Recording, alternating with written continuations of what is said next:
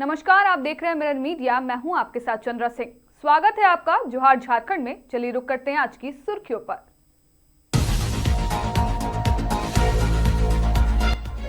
साहिबगंज में विवाद के बाद खूनी संघर्ष, एक व्यक्ति की मौत, दूसरा गंभीर, इलाके में तनाव।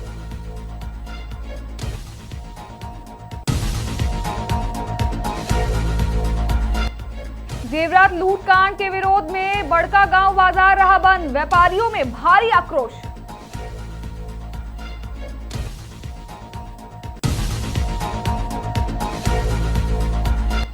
राज्य निर्वाचन आयोग पहुंचा बीजेपी का प्रतिनिधिमंडल, मैया योजना पर दर्ज कराई आपत्ति।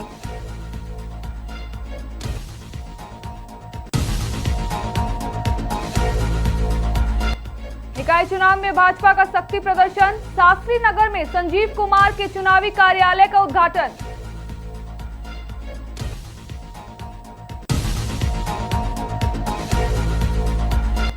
सीमा पर देश की हिफाजत, घर पर भूमाफियाओं का कब्जा।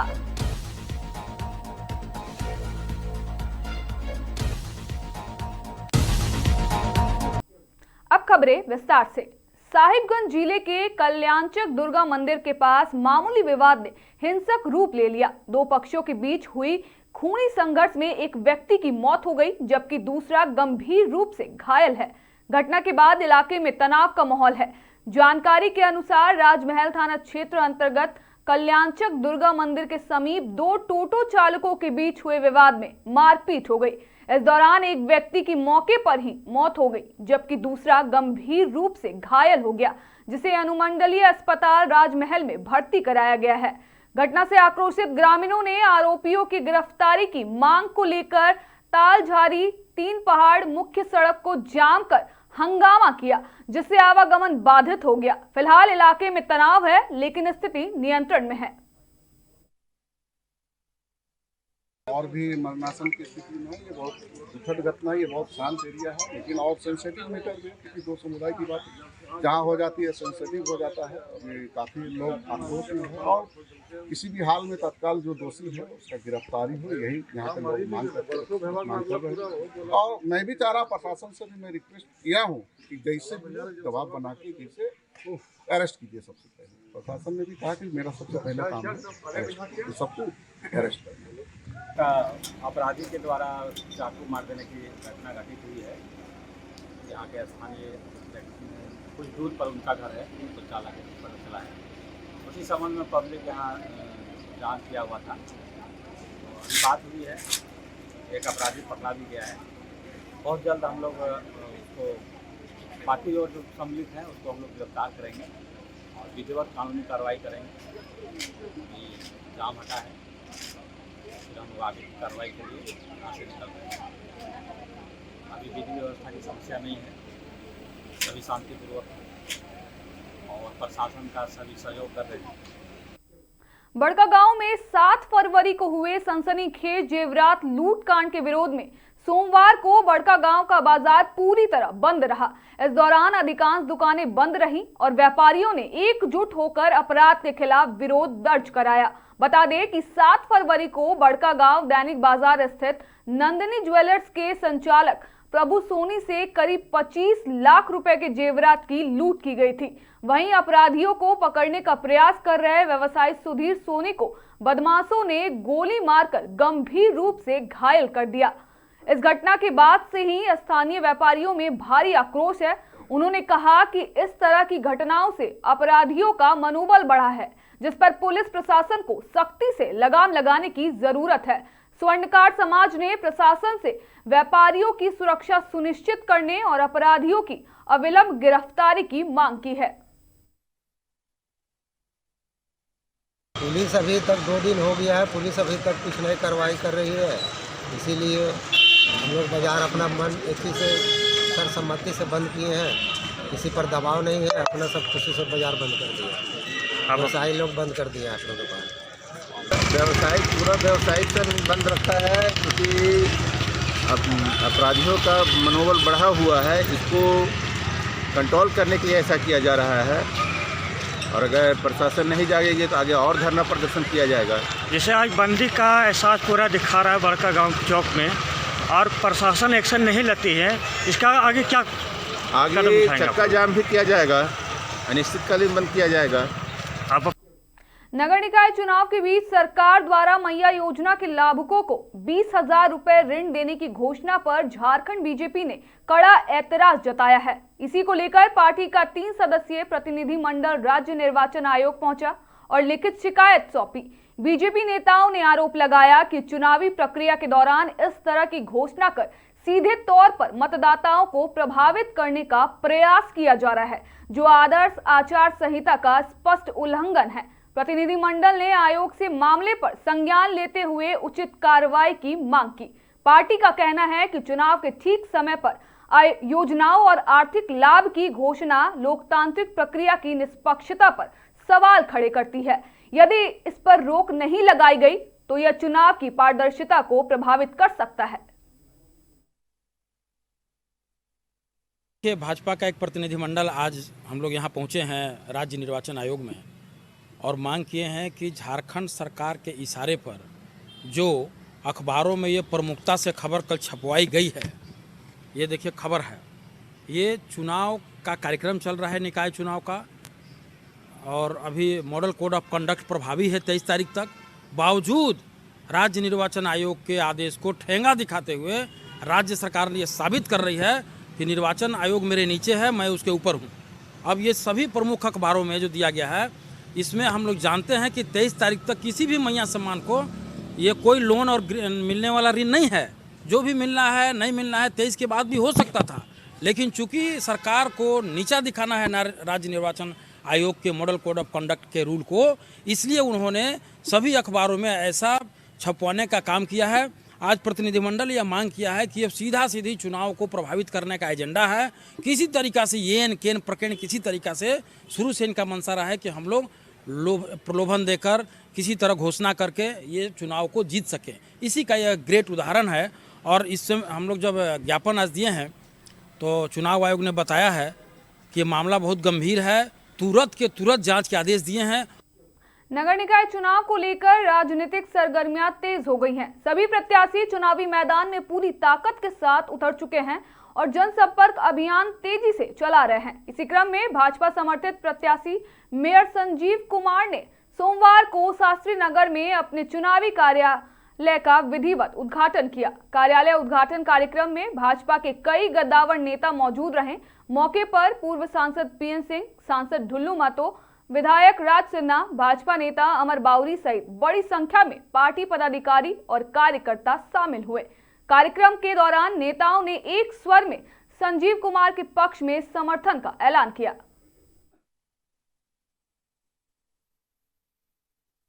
जी की उपस्थिति में इस समाज के सभी वर्ग के लोग संजीव कुमार जी के साथ हैं, साथ देंगे। इस चुनाव का केंद्र बिंदु भाजपा समर्थित उम्मीदवार संजीव कुमार होंगे, क्योंकि भाजपा का पूरे नगर निगम क्षेत्र में मजबूत आधार है। हमारे तीन विधायक जो तीनों वो भारतीय जनता पार्टी में है। हमारे सांसद धनबाद के वो इस चुनाव में अहम भूमिका निभाने वाले हैं। फिर कतरास का क्षेत्र जो इस नगर निगम क्षेत्र में पड़ता है, वहां के भी सांसद भाजपा समर्थित है। इसलिए हम कह सकते कि हमारा किसी से मुकाबला इस चुनाव में। देश की सीमाओं की रक्षा में दिन रात तैनात बीएसएफ का एक जवान आज अपने ही घर को बचाने के लिए संघर्ष कर रहा है। धनबाद के कतरास निवासी मोहम्मद मिजाज कश्मीर बॉर्डर पर बीएसएफ में तैनात है। छुट्टी पर घर लौटने के बाद उन्हें पता चला कि भू माफियाओं ने उनकी पुश्तैनी जमीन और मकान पर अवैध कब्जा कर लिया है। आरोप है कि कब्जा हटाने की कोशिश करने पर जवान और उनके परिवार को जान से मारने की धमकियां दी जा रही है। न्याय की आस में जवान अब जिला प्रशासन से लेकर मीडिया तक गुहार लगा रहा है।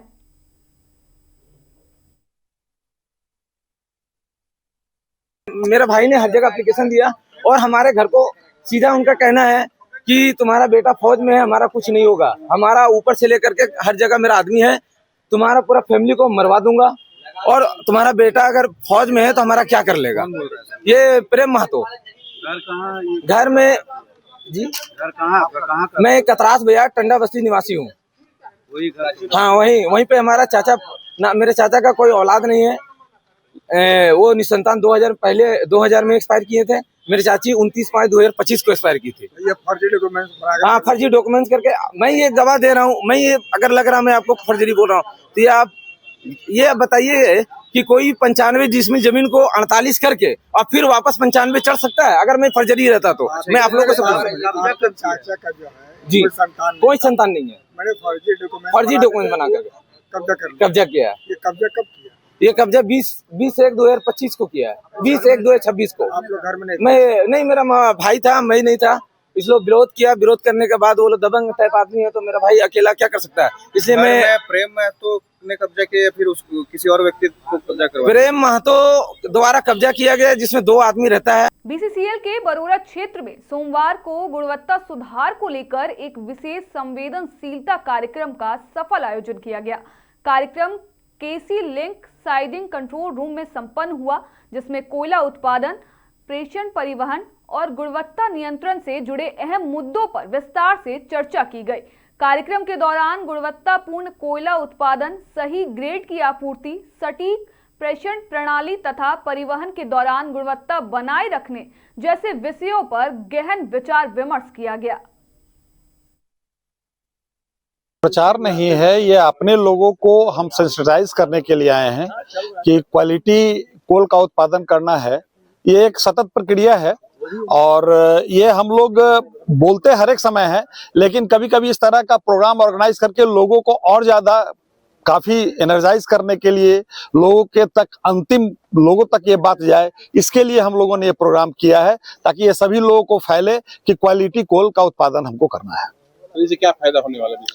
इससे बहुत ज्यादा फायदा है, चूंकि एक चीज ये है कि हम जो कोयला निकालते हैं वो गुणवत्तापूर्ण होने से कंज्यूमर्स हमारे अट्रैक्ट होंगे, कंज्यूमर हमारा सेटिस्फाइड होगा, कंज्यूमर अगर सेटिस्फाइड होगा तो हमारा डिस्पैच बढ़ेगा, डिस्पैच अगर बढ़ता है तो कंपनी को प्रॉफिट होगी और ये कंपनी को अगर प्रॉफिट होती है तो देश का भी विकास होगा, राज्य को भी उसकी रॉयल्टी मिलेगी।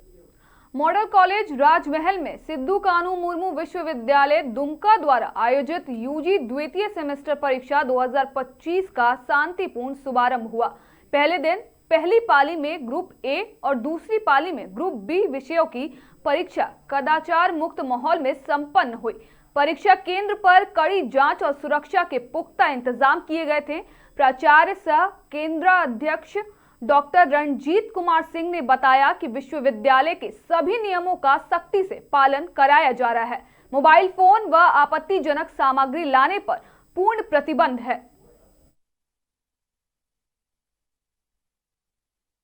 सिद्धू कानू मुर्मू विश्वविद्यालय दुमका के द्वारा आयोजित सेमेस्टर 2 2025 परीक्षा का प्रारंभ किया गया, जिसमें दोनों सिटिंग में परीक्षाएं ने परीक्षा दी। परीक्षा शांतिपूर्वक, कदाचार मुक्त एवं अनुशासन के साथ संपन्न किया गया। साथ ही छात्र छात्राओं को निर्देश दिया गया है कि एडमिट कार्ड और कलम के अलावा किसी तरह का कोई भी अनधिकृत पेपर लेकर के प्रवेश कक्ष में ना करें। बोकारो स्टील प्लांट निर्माण के दौरान विस्थापित हुए 19 गांवों को अब तक पंचायत व्यवस्था में शामिल नहीं किए जाने का मुद्दा एक बार फिर जोर पकड़ने लगा है। इसी को लेकर सोमवार को वीडियो कॉन्फ्रेंसिंग के माध्यम से उच्च स्तरीय बैठक आयोजित की गई, जिसमें ग्रामीण विकास मंत्री दीपिका पांडे सिंह, भू राजस्व मंत्री दीपक बिरुआ, बोकारो विधायक श्वेता सिंह, दोनों विभागों के सचिव, उपायुक्त बोकारो एवं एसडीएम चास शामिल हुए। बैठक के दौरान 19 विस्थापित गांवों को पंचायत में शामिल करने की पूर्व से चल रही पहल पर विस्तार से चर्चा की गई। अधिकारियों ने जानकारी दी कि अब तक 6 पंचायतों का गठन पहले ही किया जा चुका है, जबकि शेष गांवों को लेकर प्रक्रिया आगे बढ़ाने पर विचार किया जा रहा है। इस संबंध में विधि विभाग से मतवय लेने की आवश्यकता जताई गई। ग्रामीण विकास मंत्री दीपिका पांडे सिंह ने कहा कि यह मामला भूमि अधिग्रहण से जुड़ा हुआ है। पंचायत गठन से पूर्व संबंधित क्षेत्रों के नोटिफिकेशन को डीनोटिफिकेशन करना अनिवार्य होगा, तभी आगे की कानूनी प्रक्रिया पूरी की जा सकेगी। कि वो ये भू राजस्व का मामला है, लैंड एक्विजिशन का मामला है। तो पिछली बार 2002 में भी जब घोषणा हुई थी पंचायतों की, तो कुछ चीज़ें सामने आई थी, केस वगैरह किया गया था बीएसएल के द्वारा। मान की ये स्थिति है कि अभी हम लोग लगे हुए हैं इस काम में, और हमारी पूरी कोशिश है कि बहुत जल्द जहाँ पे जो परेशानी आ रही है निकल करके सामने, मैं खुद अभी अब जा करके रांची विधि विभाग की बात आ रही थी कि वो लोग विधि विभाग से संपर्क करके और वहाँ से आश्वस्त होकर के उसके बाद वो लोग डिनोटिफिकेशन के लिए उपायुक्त को सूचित करेंगे, मतलब पत्र देंगे। तो अभी जाकर के अब विधि विभाग से और भू राजस्व से भी मैं खुद ही मिल करके और जहाँ पे जो परेशानी है उससे बात करके और कोशिश कर रहे हैं हम लोग कि बहुत जल्द हमारी जो उत्तरी जो हमारा 19-20 गांव है उसको हम लोग जो 6 प्रस्तावित हमारा पंचायत है उसको हम लोग जल्दी से। बागमारा प्रखंड के मधुबन गांव में निजी कंपनी के खिलाफ मधुबन बचाओ संघर्ष मोर्चा के बैनर तले एक विशाल आम सभा का आयोजन किया गया। सभा में टुंडी विधायक मथुरा महतो, निरसा विधायक अरूप चटर्जी तथा झारखंड सरकार के पूर्व मंत्री जलेश्वर महतो प्रमुख रूप से उपस्थित रहे। वक्ताओं ने एक स्वर में कहा कि किसी भी कीमत पर रैयत अपनी जमीन निजी कंपनी को नहीं देगा। जमीन बचाने के लिए हर स्तर पर संघर्ष किया जाएगा और जरूरत पड़ी तो सड़क से सदन तक आवाज बुलंद की जाएगी। वक्ताओं ने आरोप लगाया कि केंद्र सरकार की नीतियों के तहत कोयला खदानों का राष्ट्रीयकरण कमजोर कर निजीकरण को बढ़ावा दिया जा रहा है। इसी साजिश के तहत किसानों की जमीन हड़प कर निजी कंपनियों को सौंपने का प्रयास किया जा रहा है, जिसे ग्रामीण कभी स्वीकार नहीं करेंगे। उन्होंने कहा कि हम खेती कर ईमानदारी से जीवन यापन करेंगे, लेकिन अपनी जमीन नहीं देंगे। किसान का जमीन छीनने का काम कर रहा है और मजदूरों को अधिकार से वंचित किया जा रहा है। क्या प्लानिंग है आगे? ये तो पूरा जो कोयला क्षेत्र में खाली मधुबन का मामला ये नहीं है, पूरा कोयला क्षेत्र का मामला है। आप लोगों को जानकारी होना चाहिए। 60 कोयला का खदान औना पौना में दे दिया, 5%, 7% में और 2.5% में दे दिया है कंपनी को। और कंपनी का क्या उसमें कंडीशन है कि अगर मुनाफा होगा तो 7% दीजिएगा, मुनाफा होगा तो 5% दीजिएगा, मुनाफा होगा तो 2.5% दीजिएगा और नहीं मुनाफा होगा तो नहीं दीजिएगा। तो क्या हो रहा है इसका? आज के लिए इतना ही। बाकी तमाम खबरों के लिए देखते रहें मिरर मीडिया।